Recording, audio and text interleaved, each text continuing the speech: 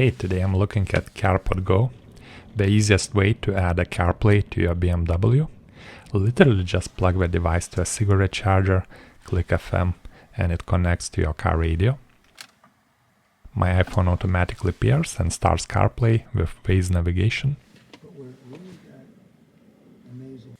Now I could use a 3.5mm jack or a USB cable for more permanent audio connection, but I just wanted to quickly test this device and use the easiest installation.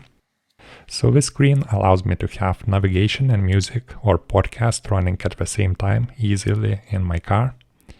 If you have tried running multiple app windows on your iPhone, you know how much a pain it is.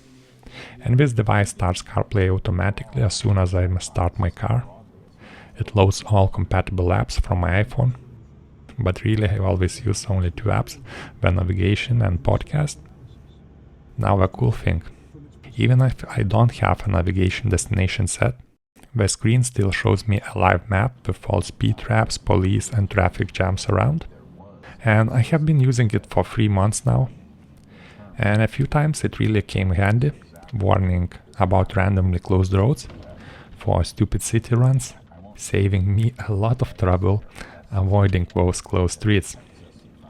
So I think I'm gonna install this permanently in my BMW with a sticky tiny dashboard mount and run a 3.5mm audio cable to my radio. And there is a backup camera too, but running a wire across the whole car is just too much for me, especially when I'm used to backing up with no cameras for over 15 years. And if you are wondering how I'm recording this video and driving the car at the same time, I'm using Meta Smart Glasses. Again, I will leave all product links in the video description, and thanks for watching, see you in the next one. Attributed to the legendary King Solomon, this esoteric text is a cornucopia of magical knowledge.